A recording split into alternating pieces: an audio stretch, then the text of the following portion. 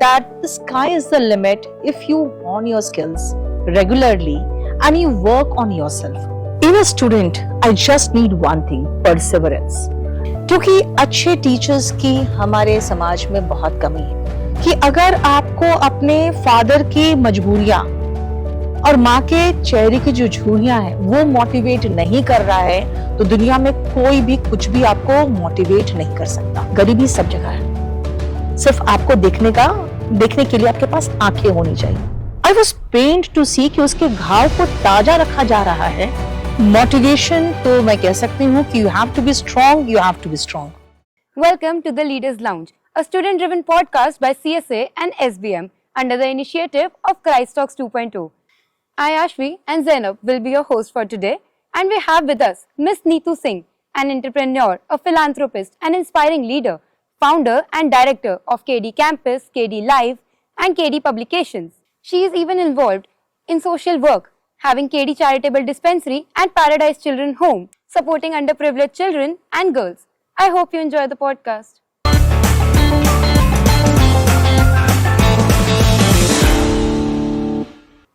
Ma'am, first of all, it's an honor to have you in this podcast. Thank you so much. So, ma'am, it's a podcast. I'm going to ask you a few questions. She's going to ask you a few questions. Most welcome. Thank you. So, ma'am, आपकी journey काफ़ी inspiring रही। एक teacher, private teacher से लेके एक education के leader बने तक। तो मैम, आपने कहाँ से ये इंस्पिरेशन आई, कहाँ से ये मोटिवेशन आई और आपके क्या चैलेंजेस थे इसके बीच में? मोटिवेशन तो मैं कह सकती हूँ कि you have to be strong, you have to be strong. आपको कई बार कोई ऑप्शन नहीं रहता है, आपके पास कोई ऑप्शन नहीं है, आपको स्ट्रॉन्ग होना पड़ता है। तो शुरुआत से मेरा था कि at least I should be earning something to meet my day to day expenses. वहां से जब शुरुआत किया, then I found that the sky is the limit if you hone your skills regularly and you work on yourself. धीरे धीरे आगे बढ़ते गए और दिल्ली आई मैं, तो दिल्ली में भी काफी चैलेंजेस थे। आपको अपने लिए भी कमाना है, आगे का भी सोचना है। तो I was giving classes also to the students, side by side मैं LLB भी कर रही थी। लेकिन धीरे धीरे लाइफ आगे बढ़ती गई और कहते हैं ना, कारवां बनता गया, बस वैसे ही होता चला गया। Completely. तो आपकी लाइफ, जैसे आपने कहा, फुल ऑफ चैलेंजेस रही है हमेशा से, आपने स्ट्रगल्स फेस जरूर करे होंगे। तो कोई डिफाइनिंग मोमेंट रहा था जब आपने सोच लिया था कि अब तो यही करना है? In fact right after 12th I started teaching. शुरुआत में तो सिर्फ अपने पर्सनल एक्सपेंसेस के लिए। Then when I came to Delhi, तो वही सेम स्किल्स का मुझे इस्तेमाल करना पड़ा यहाँ पर again for my day to day expenditure.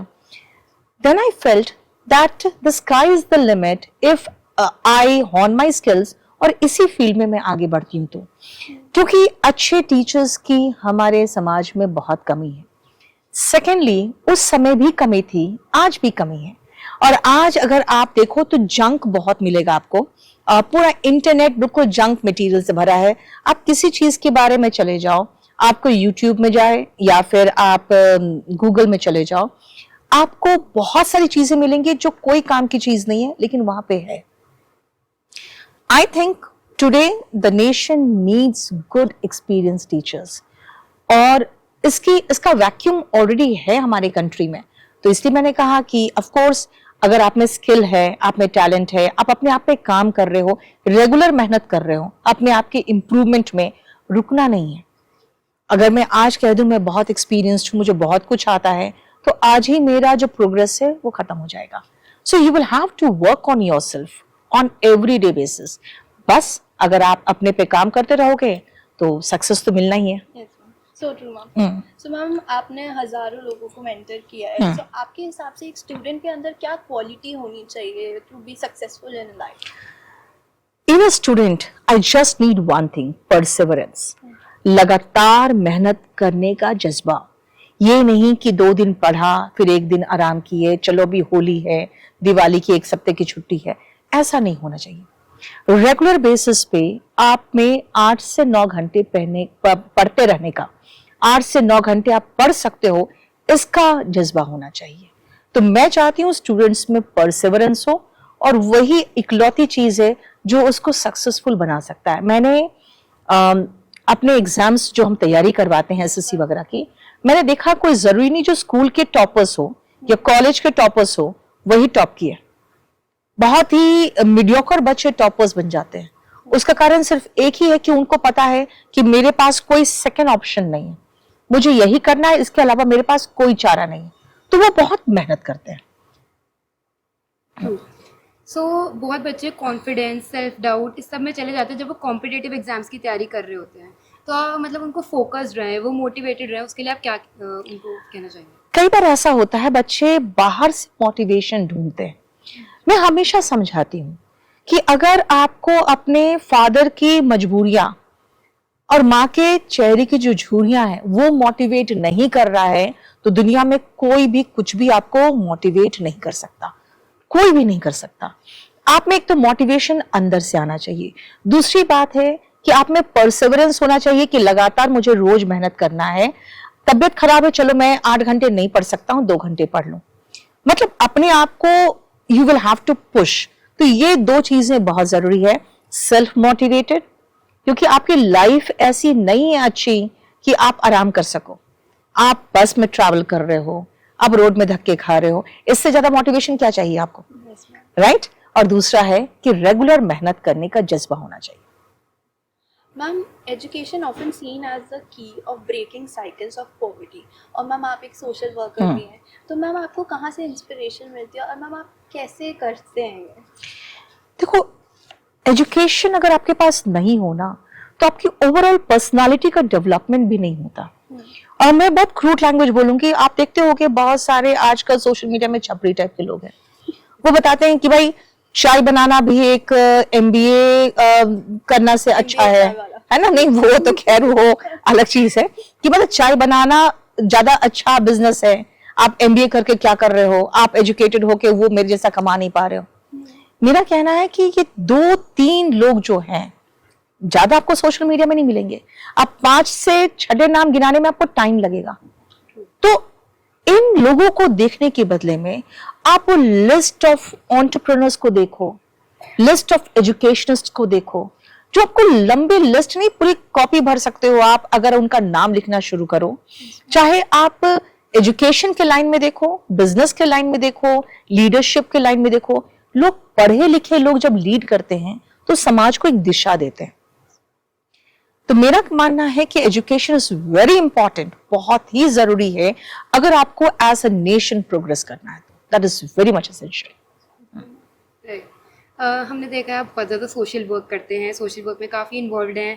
Paradise children home एक बहुत ही सुंदर इनिशिएटिव जो आपने सेटअप किया है, आप हमें बता सकते हैं इसका विजन क्या था, कहाँ से स्टार्ट हुआ? इनफैक्ट आप अगर अपने सोसाइटी में देखो ना, आपको बहुत सारे प्रॉब्लम्स दिखेंगे जो आपको पता भी नहीं रहता है कि प्रॉब्लम्स है।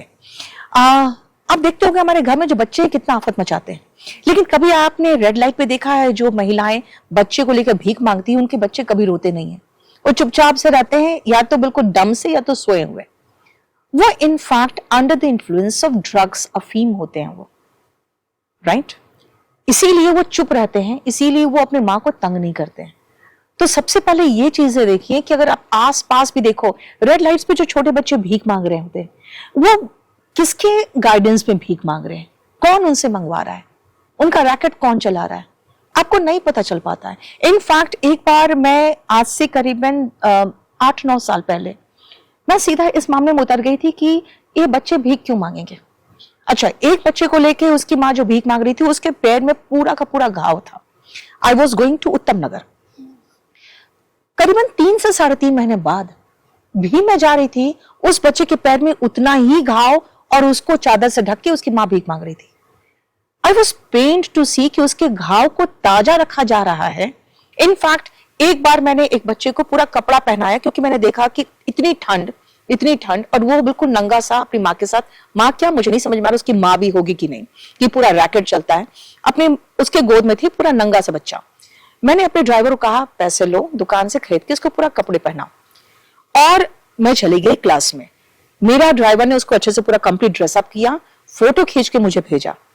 The next day I was going to the same hall for class, और बच्चा फिर से वही बच्चा नंगा था।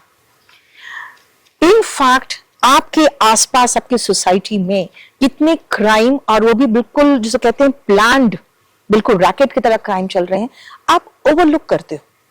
मैं ओवरलुक नहीं कर पाती। कई बार मैं कहती हूँ कि शायद आज मैं जब गाड़ी में चल रही हूँ तो मैं ज्यादा अंधी हूँ रादर देन उस समय जब मैं रिक्शा में चलती थी। क्योंकि जब मैं रिक्शा में चलती थी तो मुझे कोई भी महिला अगर पैदल चलते हुए दिख रही होती थी, बूढ़ी टाइप की, तो मैं कहती आओ रिक्शा में बैठ जाओ। आज तो गाड़ी इतनी तेजी से निकल जाती है तो आप किसी को पूछ भी नहीं सकते हो। आंखें खुली रखनी पड़ती है आपको। जैसे मदर टेरेसा ने कहा था, उनसे कोई कहा था कि भाई न्यूयॉर्क में आपको मिशनरीज ऑफ चैरिटी खोलने की क्या जरूरत है। उन्होंने एक ही चीज कहा था, गरीबी सब जगह है, सिर्फ आपको देखने के लिए आपके पास आंखें होनी चाहिए। यही चीज मैं समझाती हूँ सबको। This is very good initiative from your side.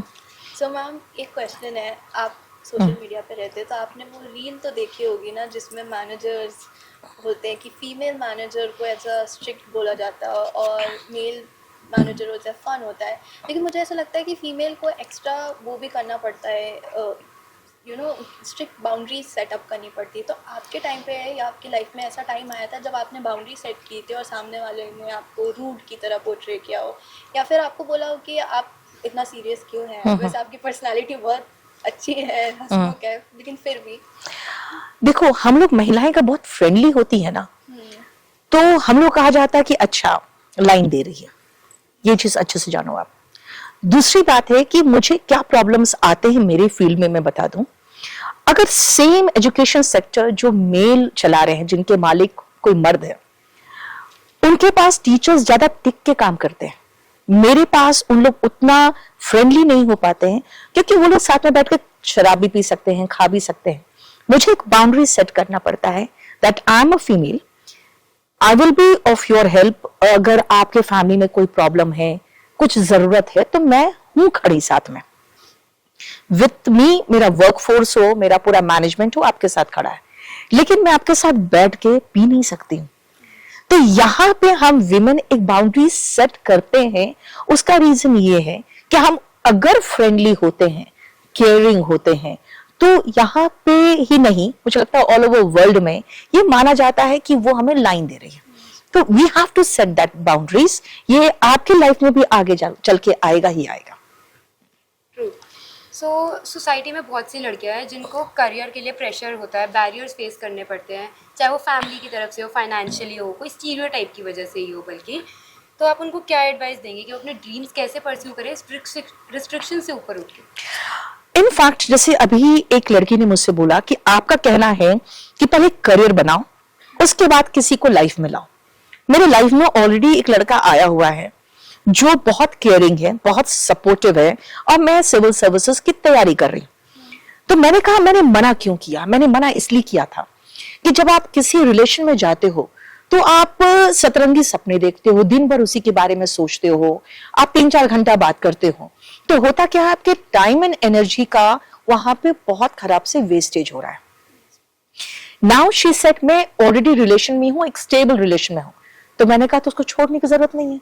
The reason is क्योंकि आपको अगर मैं कहूं छोड़ दो, तो फिर आप उस पेन और एगनी में 2 साल बर्बाद करोगे, जो उस रिलेशन से निकलने में आपको टाइम लगेगा। देखो, रिलेशन में जब आप जाते हो और रिलेशन से जब निकलते हो ना, तो बहुत ही time, energy and flow of emotions होते हैं। आप उससे जब तक करियर नहीं बना लो तब तक बचो, और अगर करियर बना रहे हो तो अनडिवाइडेड अटेंशन पहले करियर को दो। जैसे एक और लड़की ने मुझसे कहा था आपके सामने ही कि अगर वो यंग और हैंडसम हो और स्मार्ट हो, डैशिंग हो, तो हम क्यों ना जाए? मैंने कहा स्मार्ट है, डैशिंग है, यंग है, हैंडसम है, जाओ। When you are of 40 years, वो तो स्मार्ट रहेगा ही रहेगा, ऐसा तो नहीं 40 साल में वो बुढ़ा हो जाएगा। And if he goes for other women, फिर तुम्हारे पास क्या option? You will have to return to what? Work. Financial independence चाहिए ना, कि आप कहोगे मैं आपके चरणों की दासी हूं, बस मुझे 2 टाइम का रोटी दे देना, मैं यही कोने में पड़े रहूंगी। ये समाज तो नहीं रहा, ये टाइम भी नहीं रहा। तो मेरा कहना है पहले फाइनेंशियली इंडिपेंडेंट हो जाओ, और अगर लाइफ में बहुत सपोर्टिव, बहुत बढ़िया प्यार करने वाला पार्टनर मिलता है, आप भी एकदम तन मन धन से उसको प्यार करो। लेकिन अगर लाइफ में कभी ऐसा प्रॉब्लम आता है तो उसके लिए आपको 2 रोटी के लिए उस पर निर्भर ना रहना पड़े। कम से कम इतना तो सेल्फ रेस्पेक्ट होना चाहिए ना, तो एटलीस्ट उसके लिए तो अपने आप को तैयार रखो। राइट तो आपने कहा कि लड़कियों को फाइनेंशियली इंडिपेंडेंट होना एक बहुत इंपॉर्टेंट फैक्टर है उनकी लाइफ में, सेल्फ रिलायंट होना है, फाइनेंशियली इंडिपेंडेंट। तो कोई एक स्किल सेट जो आप कहेंगे कि लड़कियों को मेंटेन करना चाहिए? अब जैसे मैं हमेशा मजाक उड़ाती हूँ कि भाई आजकल इंस्टाग्राम में अप्सराएं उतरती है, और मैं फ्रैंकली बताऊं तो मुझे बहुत इरिटेशन होता है जब मैं किसी लड़की को इंस्टाग्राम में डांस करते देखती हूँ। तो ठीक है, आप फैमिली फंक्शन में डांस कर रहे हो तो आपका रील बन गया, कोई पार्टी में डांस कर रहे हो रील बन गया, वो अलग चीज है, लेकिन खासकर इंस्टाग्राम के लिए मैं डांस कर रही हूँ, ये चीजें मुझे पसंद नहीं आती। मेरा कहना है लड़कियों को, अब जैसे मेरी एक रिलेटिव है, उससे कहा मैं ड्राइंग सीख रही हूँ, मैंने कहा कराटे सीख लो। अपनी बेटी के लिए उसने कहा कि ड्राइंग सिखा रही हूं मैंने कहा कराटे सीख लो। तो एक तो सबसे पहले आपको सेल्फ डिफेंस का कोई स्किल आना चाहिए। दूसरी बात है अपनी पर्सनालिटी डेवलपमेंट करनी चाहिए।